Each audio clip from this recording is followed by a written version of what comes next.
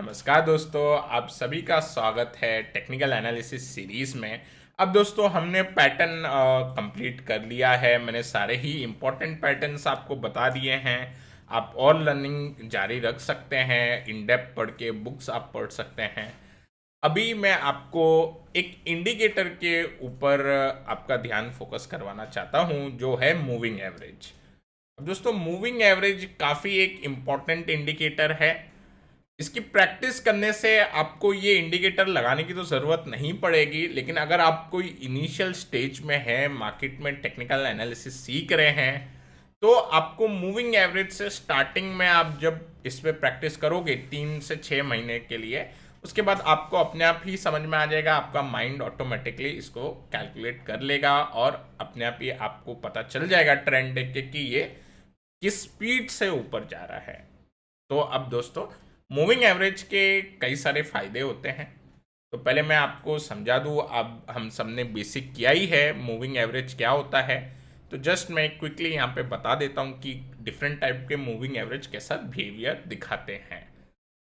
तो moving average का जो सिंपल फंडा होता है कि जितने भी आपके क्लोजिंग प्राइस है, ये मैं अभी आपको मार्केट के हिसाब से बता रहा हूँ।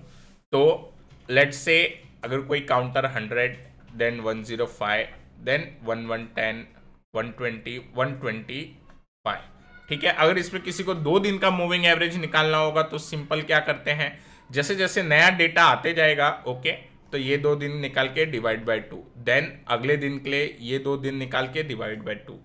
जैसे 125 तक हम पहुंच गए, इसके बाद लेट से 138 हो गया, तो ये 2 दिन का डिवाइड बाय 2।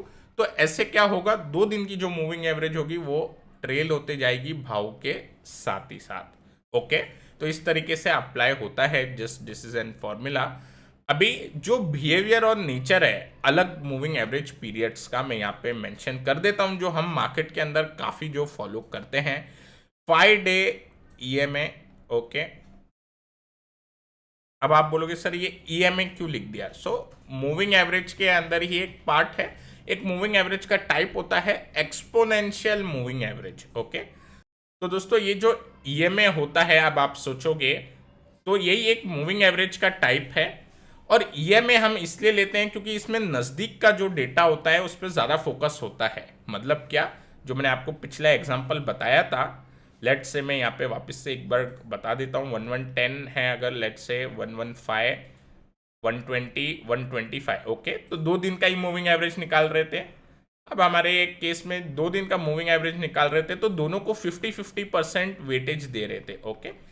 जब अगर हम ईएमए लेंगे तो ये आपका रेशियो लेट से, just an hypothetical example, actual में 60-40 नहीं होता, जस्ट मैं आपको बताने के लिए इसको 40 ले लिया, इसको 60 ले लिया। तो दोस्तों अब हमने क्या किया, नया डेटा को वेटेज यहाँ पे ज्यादा दे दिया, ओके।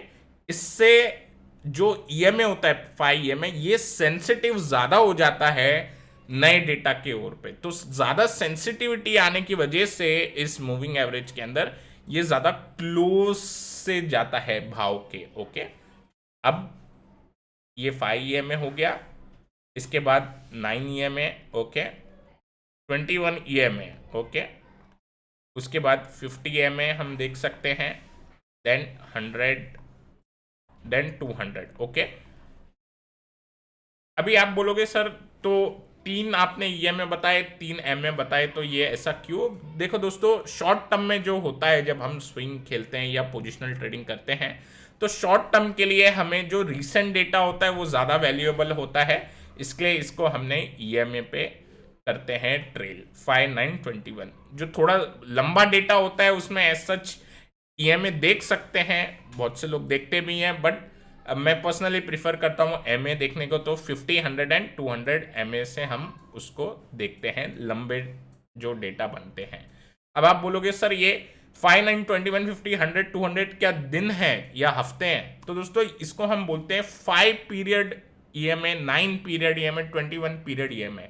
पीरियड इसलिए बोलते हैं क्योंकि आप इसको 5 मिनट पे भी लगा सकते हो, आर्ली टाइम फ्रेम पे भी लगा सकते हो, मिनट वाले टाइम फ्रेम पे भी लगा सकते हो, एंड इवन मंथली वाले टाइम फ्रेम पे भी लगा सकते हो।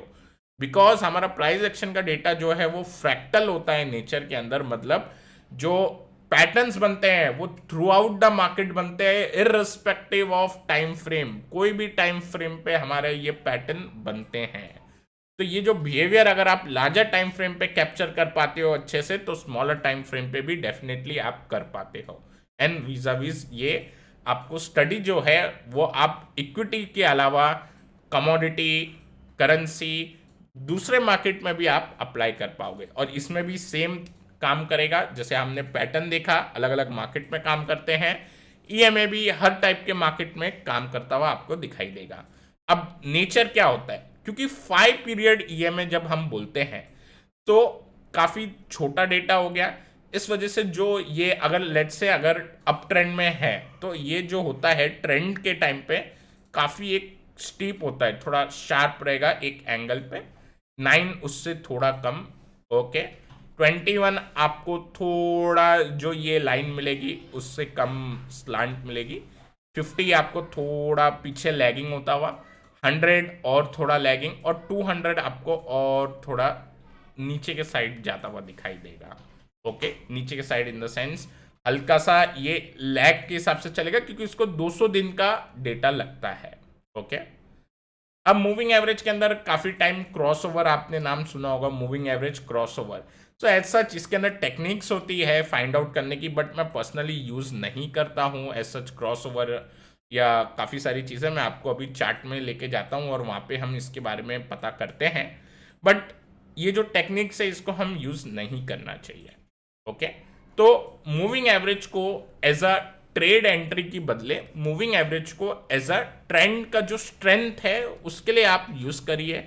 आप अपने पोजीशन को ट्रेल करने के लिए यूज़ करिए, ना कि आप कोई फ्रेश काउंटर के लिए एंट्री बनाने के लिए। ओके, तो ये मेथड के लिए आपको ये एक इंडिकेटर सीखना ज़रूरी है। ओके, अब चलिए चार्ट्स के ऊपर चल के एग्जाम्पल देखते हैं।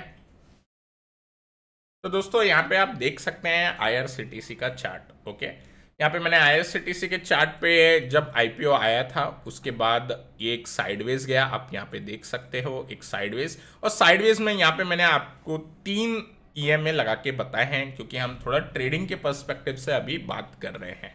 ओके, क्योंकि काफ़ी टाइम में जब प्राइस एक्शन शो करता हूँ तो थोड़ी क्वेरी आती है कि सर ट्रेल कैसे करें पोजीशन के अंदर लेने के बाद, या कैसे स्ट्रेंथ पहचाने ट्रेंड की। तो उस चीज़ के लिए अभी हम फोकस करेंगे। यहाँ पे आप देख सकते हैं यहाँ पे मैंने जो ब्लैक लाइन है वो 5 EMA है, जो ब्लू लाइन है वो 9 EMA है, और जो रेड लाइन है वो 21 EMA है। ओके, अब आप जब साइडवेज का डेटा देख रहे हैं तो आप देख सकते हैं EMA आपस में मिल जाते हैं वापस।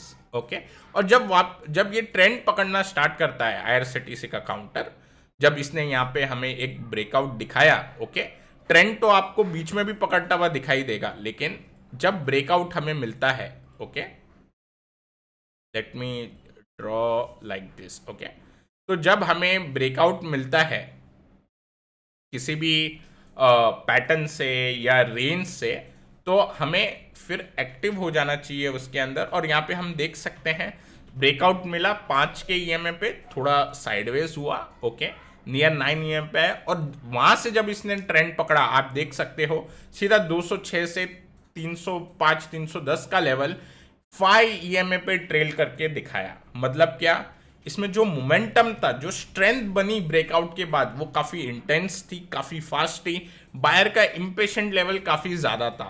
अब आप बोलोगे सर कैसे पता बायर का इम्पेशेंट लेवल काफ़ी ज़्यादा था? बिकॉज अगर बायर इम्पेशेंट नहीं होते तो ऊपर जाते जाते एक करेक्शन मिल जाता, अगेन ऊपर जाते करेक्शन, ऊपर जाते 21 EMA पे आ जाता। ओके, सो इस वजह से जब भी ट्रेंड कोई फास्ट बनता है उसका मतलब बाइंग बहुत तेजी से हो रही है। ओके, और ये चीज़ को समझना इसलिए ज़रूरी होता है। हम ट्रेलिंग SL बराबर लगा सकते हैं, हम शॉर्ट ना करें इस बढ़ते हुए ट्रेंड के अंदर। अगर हम रोज शॉर्ट करने जाएंगे तो रोज हमें बाहर निकलना पड़ेगा। एक दिन ज़रूर सक्सेस मिलेगी, बट उस दिन सक्सेस मिलने के बाद वो 9 EMA पे सपोर्ट ले लेगा या 21 EMA पे। तो इस वजह से एक पैटर्न का वेट करना चाहिए और उसके बाद इन टूल्स का यूज़ करना चाहिए। अब दोस्तों हम देख सकते हैं जब ब्रेकआउट के बाद, इमीडिएट ब्रेकआउट के बाद थोड़ा साइडवेज हुआ ये, लेकिन उसके बाद जब इसने ट्रेंड पकड़ा वन वे, तो हमने 50% का राइज देखा on 5 EMA, then it has taken support at 9 EMA। हम देख सकते हैं क्लोज इसके नीचे नहीं हुआ है और उसके बाद सीधा अगेन फास्ट अपना एक ट्रेंड पकड़ लिया। ओके, अब ये इंडिकेटर लगा के आप अपनी पोजीशन के अंदर ज़्यादा देर तक रुक सकते हैं, आप होल्ड कर सकते हैं और इससे आपको माइंड में कंफ्यूजन नहीं होगा। तो ये एक सबसे बड़ा एडवांटेज होता है मूविंग एवरेज का। आगे बढ़ते हैं, हम देखते हैं ये चार्ट के ऊपर पैंडेमिक के टाइम पे ये फॉल इनिशिएट हुआ था, ओके, नियर अबाउट मार्च, और फिर हम देख सकते हैं इसके अंदर कि एक वन वे ये नीचे गया है। अगेन यहाँ पे आप देख सकते हो ये जो ब्लैक लाइन है ये 5 EMA की लाइन है, 5 EMA की लाइन से हमें ये नीचे जाता हुआ दिखाई दिया। ओके, सो जैसा ये अप ट्रेंड में काम किया, सिमिलर ये डाउन ट्रेंड में भी वैसा ही काम करता है। और इस पे आप देख सकते हो वन वे ये नीचे गया। अब किसी ने अगर शॉर्ट किया है ऊपर और उसको सिर्फ मोमेंटम खेलना है, आप मेरे वर्ड पे ध्यान दीजिए, सिर्फ प्योर मोमेंटम प्ले करना है। जो सबसे फास्ट मोमेंटम होता है मार्केट में 5 EMA का ही होता है, और जैसे ही यहाँ पे कट किया people will exit, definitely exit, और उसके बाद अगेन ये ऊपर चले गया। अब हम थोड़ा रिसेंट एग्जांपल और देखेंगे जो पिछले साल बना। let us see this example. Yes, let us see a bigger trend now forming up on moving average. यहाँ पे हम देख सकते हैं अगेन एक पैटर्न बनते हुए, बट यहाँ पे जब हमें एक पैटर्न मिला था उसका रीटेस्ट देखने मिला ऑन IRCTC, बट जो सिमिट्री थी ये प्रॉपर नहीं थी। ओके, आप देख सकते हो यहाँ पे जो सिमिट्री बनी ये प्रॉपर नहीं थी, नॉर्मल एक बेसिंग पैटर्न बनते हुए दिखाई दिया। उसके बाद ब्रेकआउट मिला, but again it was going sideways. लेकिन इसके बाद जब हमें मोमेंटम देखने मिली, और आपको इसके साथ डाउ थियरी भी जोड़ना होगा, आप देख सकते हैं यहाँ पे, ओके, यहाँ पे मैं हायर हाई मार्क कर रहा हूँ, हायर लोस। आप देख सकते हैं हायर हाई के साथ हायर लोस का फॉर्मेशन बनना स्टार्ट हो गया IRCTC के ट्रेंड पे। अब आप बोलोगे सर ये हायर है हायर लो तो हम अगर मार्क नहीं कर सकते, ओके, ट्रेंड को अगर आप प्रॉपर तरीके से मार्क नहीं कर सकते, अगेन आप इसमें मूविंग एवरेज लगा लीजिए। इसमें आपको क्या पता चलता है, जो रेड लाइन है 21 EMA की है, ओके, और 21 EMA मैं ऐसा पर्सनली मानता हूं कि अगर हमें पोजिशनल ट्रेड करना है तो एटलीस्ट 21 EMA के ऊपर रहना चाहिए।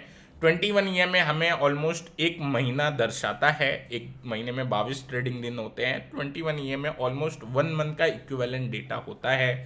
सो इस वजह से हमें जो 21 EMA के नीचे जाता हुआ दिखाई दे तो उसमें अब वो मोमेंटम लॉस हो रहा है, उसमें वो स्टीम बाकी नहीं रही जब वो काउंटर उसके ऊपर होता था। अब जब नीचे ज़्यादा टाइम ट्रेड करना चालू करेगा और फाइनली एक डायरेक्शन पकड़ लेगा, देन फिर वो एक डाउन ट्रेंड का स्टार्ट हो जाता है। तो यहाँ पे हम देख सकते हैं अगर किसी ने पोजीशन बनाई है ब्रेकआउट के बाद और उसको सिर्फ फास्ट मोमेंटम प्ले करना है, लेट्स से यहाँ पे किसी ने पोजीशन बनाई थी एट 440 और उसको सिर्फ फास्ट मोमेंटम प्ले करना है। अ पर्सन यहाँ पे वो बंदा पोजीशन बनाता है जो सिर्फ 2 हफ्ते या 3 हफ्ते के लिए बनाता है पोजीशन, या फिर उसको सिर्फ लार्जर डिग्री का अप ट्रेंड खेलना है, ओके, या फिर लेट्स से उसको सबसे फास्टेस्ट मोमेंटम वाला अप ट्रेंड खेलना है, तो 5 EM पे ट्रेल करेगा और जब भाव 510 हो जाता है, ओके, वहाँ पे थोड़ा एक साइडवेज होना स्टार्ट होता है, 470 पे ये भाव 5 EM के नीचे आ जाता है, that player will get exit, okay. इसी के साथ अगर कोई प्लेयर जो मार्केट पार्टिसिपेंट्स है उसमें से किसी को थोड़ा लंबे समय के लिए एक पोजिशनल या स्विंग ट्रेड लेना है, ओके, ना कि एक छोटे दायरे का 2-3 हफ्ते का मोमेंटम प्ले, बट एक ट्रेंड प्ले लेना है, ना कि swing play, sorry, trend play लेना है। स्विंग के लिए हमारे लिए ये एक स्विंग इनफ है to play the swing.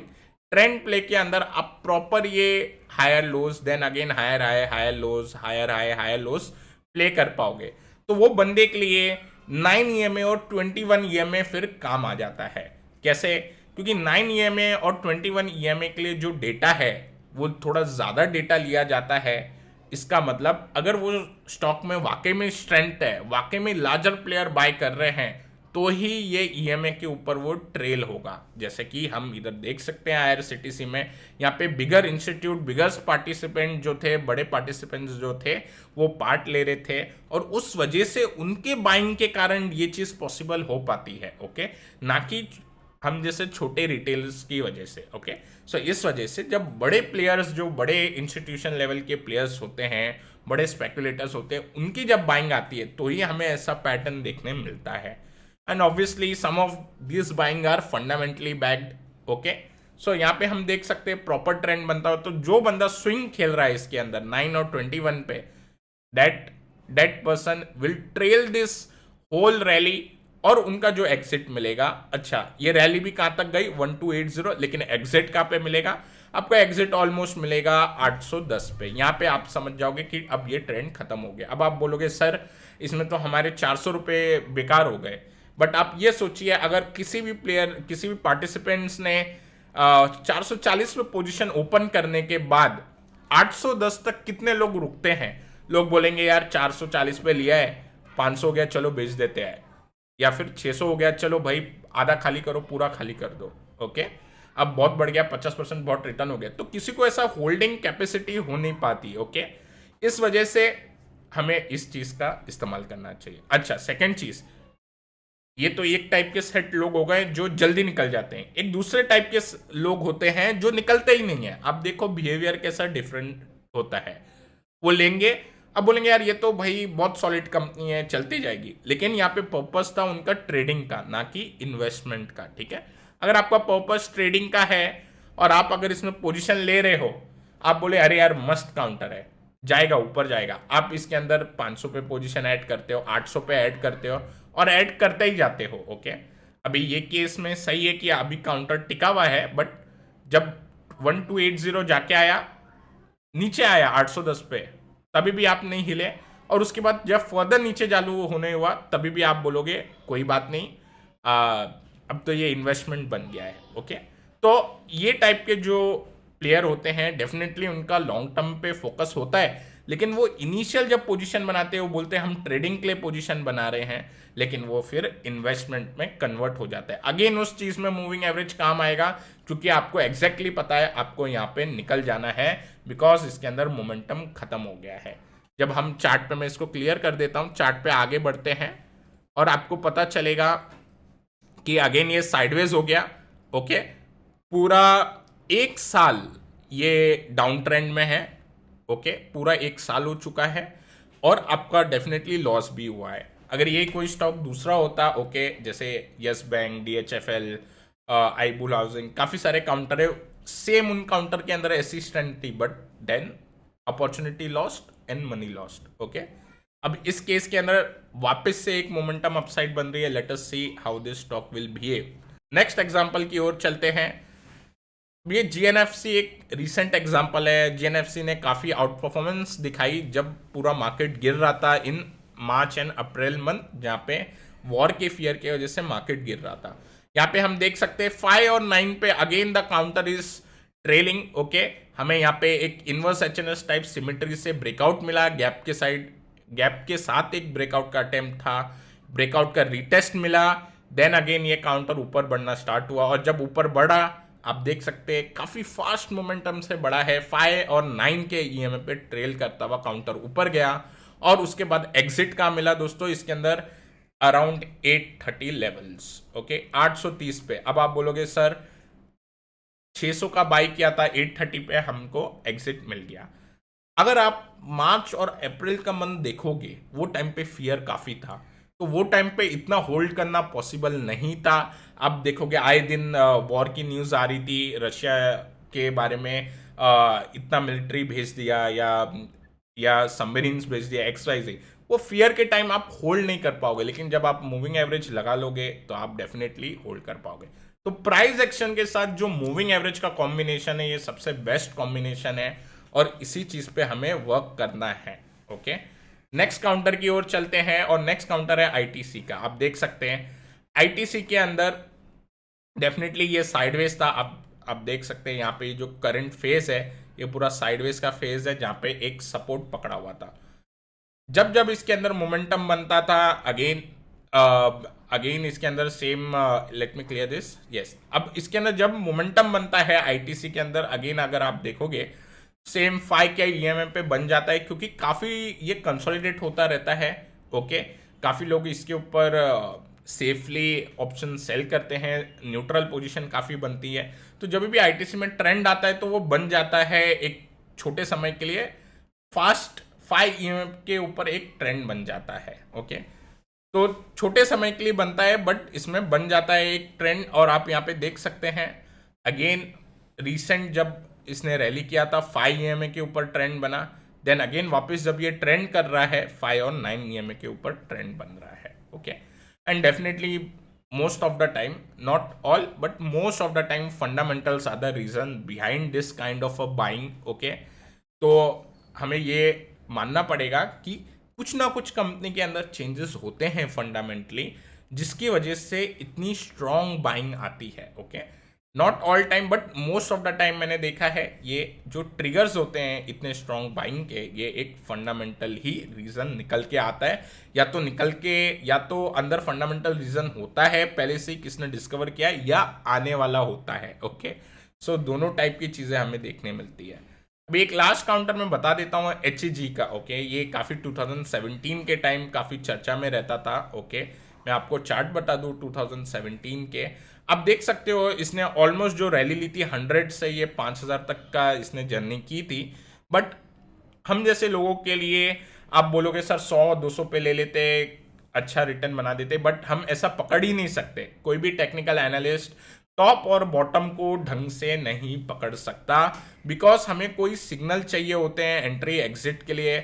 Just छोटा मोटा हियर एंड देयर देख के हम नहीं बता सकते कि भाव कहाँ तक, एक सिर्फ अजम्पशन होता है यहाँ तक जा सकता है, बट टॉप एंड बॉटम पकड़ना इज ऑलमोस्ट डिफिकल्ट। ओके, अब यहाँ पे आप देखोगे कोई भी एक अगर पैटर्न पे काम करते हैं, कोई भी पार्टिसिपेंट्स मार्केट में पैटर्न पे जो काम करते हैं, उन सब की एंट्री नियर अराउंड 330 से लेके 350 के अराउंड ट्रिगर होगी। ओके, उसके बाद जब ये पैटर्न से हम निकल जाएंगे और ऑल टाइम हाई से हम निकल जाएंगे, उसके बाद पोजीशनिंग बनाई जाएगी।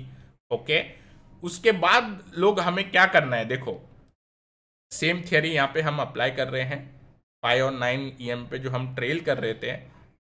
You can see the counter is trailing on 5 and 9 EMA for a short time, then it is touching near about 21 EMA. Again यहाँ पे स्ट्रेंथ आती है, कंसोलिडेट होता है, again it goes up trailing again on 9 EMA, 9 EMA, 9 EMA, and now we will get a exit. क्योंकि अधिकतर मैं खुद पर्सनली 21 EMA यूज़ करता हूँ पोजिशनल के लिए, तो यहाँ पे हमें एग्जिट मिल जाता है।